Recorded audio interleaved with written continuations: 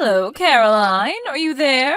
Please reply if you're reading this. I wanted to ask you something. You married my son 2 years ago and came to live with us, but you're still working.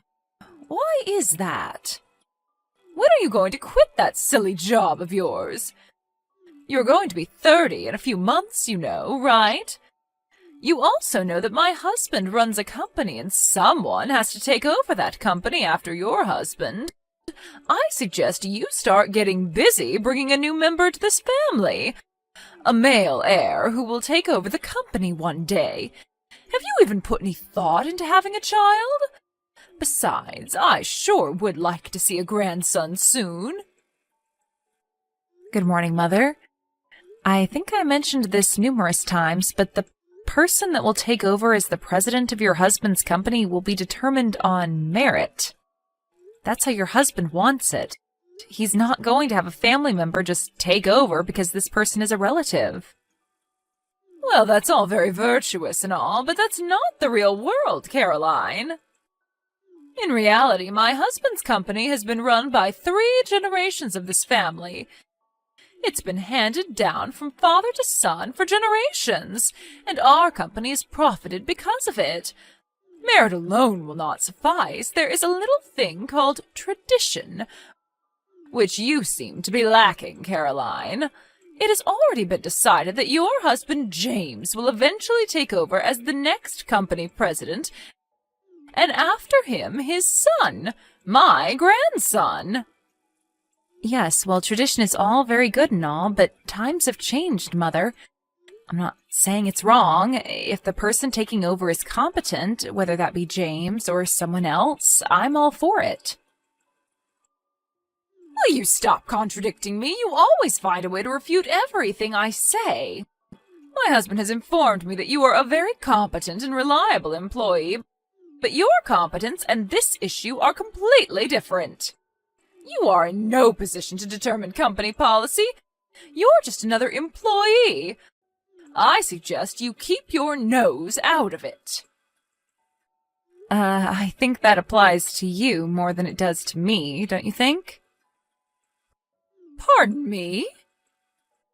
The person that will be promoted to that position concerns all the employees, and that person's decisions affect us all. You've never in your life worked at your husband's company. It seems obvious that it's you that has no right to decide who becomes the next company president or any other position. How dare you? How could you say that? I'm this company president's wife, for God's sakes. I certainly do have the right. Yes, I'm quite aware of that, but that makes no difference whatsoever. Makes no difference? Have you lost your mind, Caroline? I'm in possession of all my faculties, thank you. Do you really think that just because you're the president's wife that you can make such an important decision? Well, I have the right to. Just doesn't seem logical to me is all. This is getting nowhere. All you have to do is just stop complaining and work on giving us a grandson so that someday he will be able to take over this company and continue this long-established custom.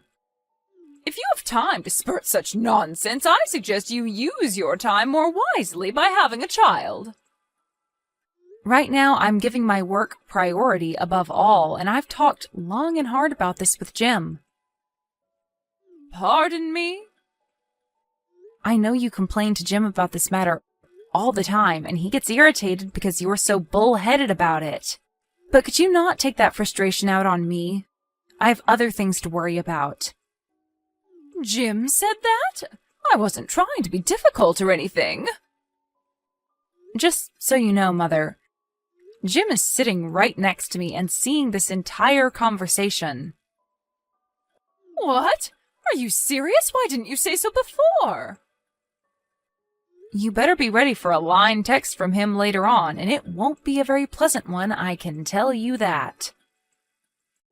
You tricked me into this, didn't you? You had him sit down and witness this conversation. How could you? Even if I denied such an absurd allegation, you wouldn't believe me, so what can I say? This is getting really exasperating, Mother. I really have to go. Goodbye. Caroline, are you seeing this? Answer me! I want you to come home right away and do a little cleaning. The place is a total mess. You married into this family and you live in this house. You have an obligation to do some of the chores. Sorry, Mother, I'm still at work and I have to do some overtime tonight. Got a project to finish up. Sorry. Are you serious? My husband left his position as president to become the chairman. There is not much time left for you to get to work conceiving a child. And why are you still working? There's no need. I want you to resign and stay home and fulfill your role as a wife. Excuse me? You want me to be an obedient little housewife? Is that it? Are you all right, Mother? You know I'm not the type. Like I said, I give my work priority above all. Are you still going on about that? Anyways, Jim did the cleaning as soon as he got home earlier. He just sent me a line saying that he finished. Wait, you're having James clean the house? Don't tell me he's also cooking. Yes, sometimes, anyways. We're not even living together anymore. How could you even know the place is a mess? We both share household chores. When he's busy, I do the cleaning and cooking. That's what we agreed on. I don't need you telling us what to do. Don't tell me you want me to come to your house and clean, too. Is that what you're getting at? Is that what a housewife has to do? This sounds like your typical mother-in-law pestering her son's wife kind of scenario, like in some daytime soap opera. We didn't opt to live near you guys just so you would pester us day and night. How could you say that? It's a mother's duty to look after her son and, in extension, his wife. To pass the experiences of being the wife of a company president. I'm sorry, Mother, but before you start with all the same old hot air again, I received permission from Jim to respond however I saw fit. Just so you're aware. Jim gave you permission? And what's this about hot air? Also, I'm going to be pretty busy with this current project, so if you send me any messages that sound like the same old spiel, well, I'm simply not going to respond. Wait, what? So you're just going to ignore me, is that it? Yes, I already got Jim's permission to do it. Jim would never allow such a thing. I better have a talk with him about this nonsense. I really can't have you interfering with my work.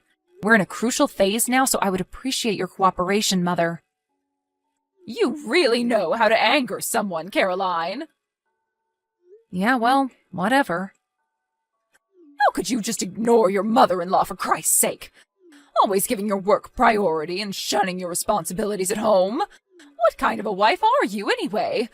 I will make you listen and obey me. Mark my words, Caroline. You'll regret talking to me that way. Mother, have you gone totally nuts? Why did you go into our house without permission? And why did you change the locks? How do you expect us to get in?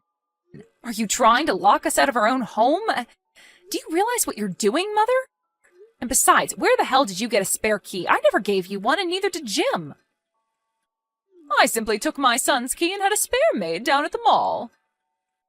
Hold on a second, Mother. You had a spare made without us knowing? Yes, when he visited us last month, I saw his key case on the kitchen table. And when Jim and my husband were watching that football game, I drove down to the mall and had a spare made. He never knew it was missing. You just went and made a spare key to our house? For what, may I ask? Yes, that's because you two would never give me one. Jim promised he would when you first moved in. If I don't have a spare, how am I supposed to go over there and check the place and see that you're doing your duty properly? Mother, do I really have to explain? Stop right there, Caroline. If you want to enter this house again, I suggest you admit that you were wrong and obey my every demand. I want you to pledge that you will never disobey me, the mother of your husband, the current company chairman. And you mustn't forget that I'm the current president's mother. I want your solemn oath that you will never, ever again defy or refuse to obey your mother-in-law. I want your word or you're not entering this house. Wait a second. Did you just say the current president's mother? I'm not sure I understand you. That's right. Why is it so surprising? Just leave company matters to the current president. That would be my son, and focus on conceiving a child. You're the president's wife. There's no reason for you to work. Do as I say, Caroline, or there will be consequences. If you're so dedicated to your job, well, you can continue, but that means you'll have to divorce my son. And that's final. Oh, okay. So that's what you want me to do, huh? You want me to just resign from this company? Am I understanding you correctly, Mother? That's exactly what I'm trying to tell you. Have you finally gotten that through your little head? There are plenty of other employees that can take your place. That's what a company is for. You work, and when your time comes, you retire to raise a family. It's the normal course of things. Simply just resign and focus on bringing us a grandson. That's your role. It's about time you learned that, Caroline. Oh, okay, Mother. That means we'll just have to see the demise of this company, I suppose. You're joking, right? The company won't go under just because one of its employees resigns. You hold yourself in too much regard, my dear. Mother, you never fail to astound me. I really thought you had the company's survival in mind and that you were serious in your concern regarding who would take over as president, but then you tell me that I have to resign, and not for the good of the company, but to have a baby. What are you trying to say, Caroline? My concern for the company and the family are clear-cut and logical. There is nothing irrational or unjustifiable about what I'm saying. Oh, but it is completely irrational in my opinion. Okay, so if you think what I'm saying is so irrational, then explain that to me. Which part of it is it that you find so unreasonable? Like I said, you attach too much importance to yourself.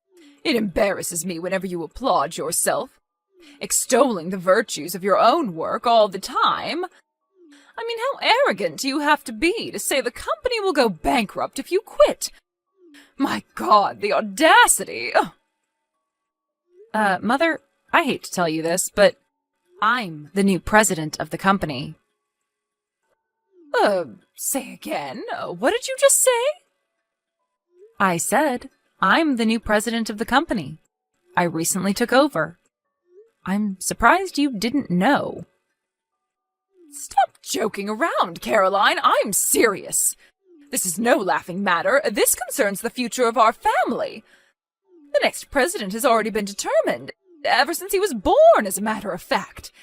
How could he give that position to you, please? Then why don't you ask your husband or contact Jim right now and ask him? They will both tell you the same thing. Or you could even call the office and every employee there will tell you the same thing. This is some kind of prank, right? And what about James? What's James going to do? If he's not president, is he just a regular employee? That can't be. Jim's set to resign by the end of next month. Again, I'm surprised you didn't know. Resign? You're saying he's going to quit the company? Yes, he says he has other objectives, so for now he'll work freelance and see how things go. Freelance? Meaning he's not even going to be employed by a company? Yes, for a while, I guess, after which he says he will eventually start his own company. Start his own company? But why can't he just take over this company? Why would he start his own? Don't tell me you don't even know about that. I thought for sure you would know that. I didn't realize there was such a lack of communication in your family. Jim said that when he went to visit last time, he brought it up several times. He did? I never... He told me that your husband and Jim discussed this possibly years ago. Jim wanted his advice. After all, your husband built his company from scratch. Who better to get advice from, right? Huh? Really? And this was all before Jim and I got married. Neither my husband nor Jim mentioned anything. Oh, and as a side note, As for being selected as president of the company, both Jim and his father were explicit in their decision that I keep my business matters separate from my personal ones, meaning even if I became president, it would not affect our personal lives. And this decision does not mean that because Jim was not selected as president that I stole it from him. Please don't get that idea. Why wasn't I told about this? This is important. My husband nor Jim gave any clue as to what was going on.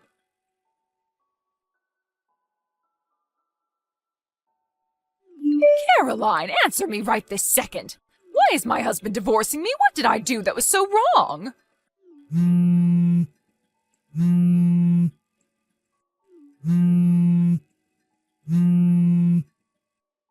Ever since you arrived, this family has gone totally haywire. You ruined our family, Caroline. And why did Jim throw away the opportunity to become the president of his own family business? And now he's a freelancer? Why? And my husband, he didn't lift a finger to stop him. As a matter of fact, he encouraged him to quit and become a freelancer. What has gotten into everyone? You put a jinx on this family, Caroline. But the worst was yet to come. They appointed you as the next president of our company? How did you manage to dupe everyone? And now my husband wants a divorce? This is like some nightmare. Well, for one thing, you came barging into the offices of our company announcing to everyone of your status as the president's wife, screaming and demanding that your son be appointed president and that after him, our non-existent son, your grandson, be in line to take over after him. That didn't go over too well, especially with your husband. He was humiliated in front of all of his employees. Well, I only did that to protect our... If that security guard hadn't stopped you, you were going to come barging into my office and make a scene. Weren't you? But your actions were futile. A complete waste of time. Did you really think that you would be able to change policy or any decision the company makes? You have zero authority to make such demands. But I'm the president's wife. It doesn't matter, Mother. I'm sure your husband told you many times about his frustration with the old traditions. That generation after generation you select a family member as president. It just didn't sit right with him. He wanted a more merit-based system. He believed a more equal and fair playing field would allow the company to grow beyond its wildest dreams, instead of clinging to old traditions. No, he never meant those things. He was always a family man, always followed tradition.